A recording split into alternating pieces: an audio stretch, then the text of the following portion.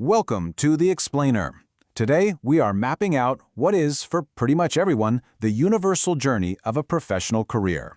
We're talking about everything from that nerve-wracking first application all the way to that final handshake and the legacy you leave behind. So I want you to think about your career for a second. It's not just a straight line on a resume, right? Of course not. It's a story. And it's a story with really distinct, predictable chapters that almost all of us go through.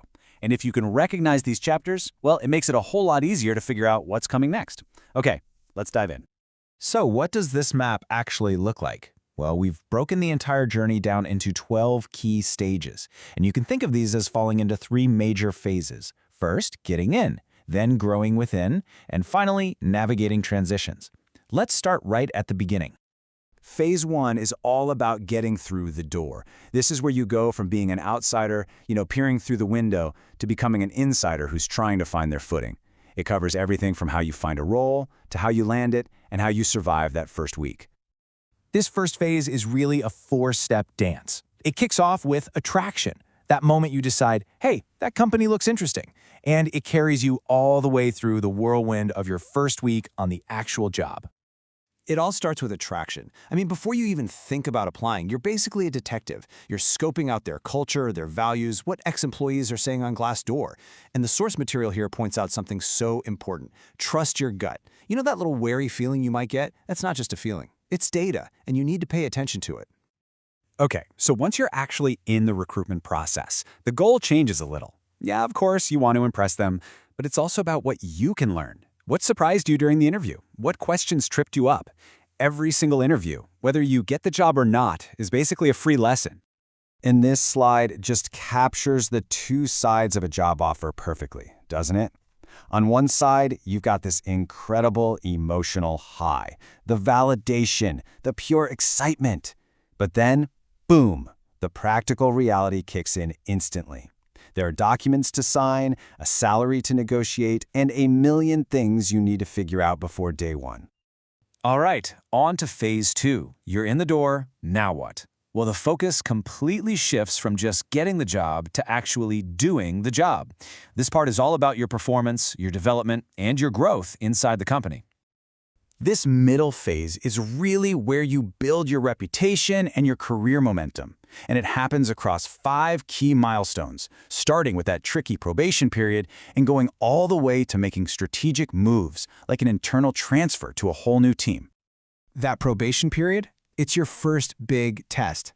And it's not about being perfect. It's about building credibility and building it fast.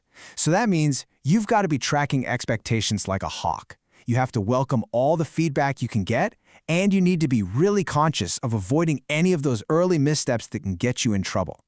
Now, when it's time for your performance review, the biggest mistake you can make is just showing up. You can't treat it as a passive event. You have to be in the driver's seat. Your job is to come prepared, and that means documenting your wins. You need to practice self-advocacy to make your case, and just as important, you need to know what not to say when the pressure is on. When we think about growth at work, our minds often jump to formal mentorship programs, and they're great.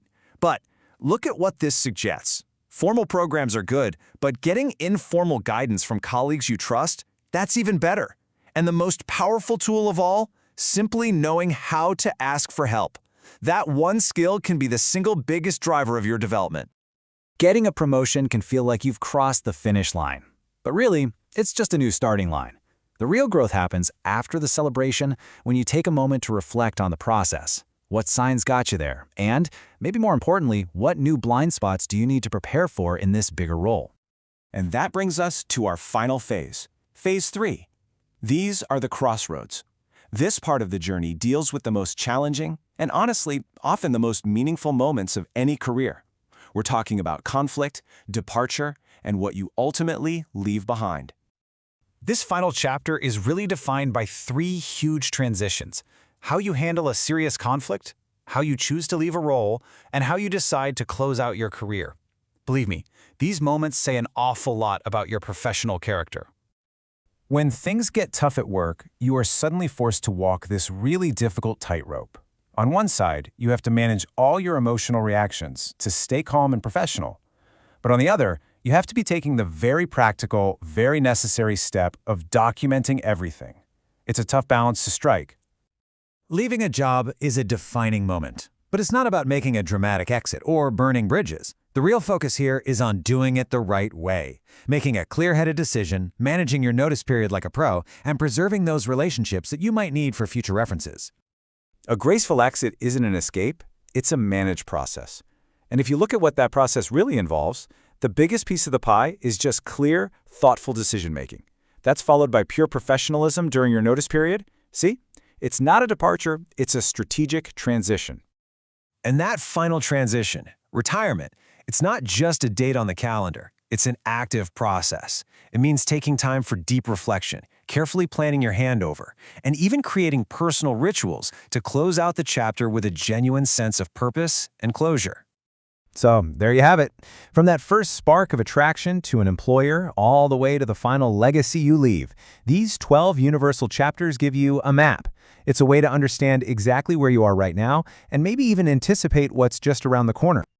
So as we wrap up this explainer, the real question isn't for me, it's for you. Looking at this map of the professional journey, which chapter are you in right now? And maybe even more important, what do you want the next one to be about?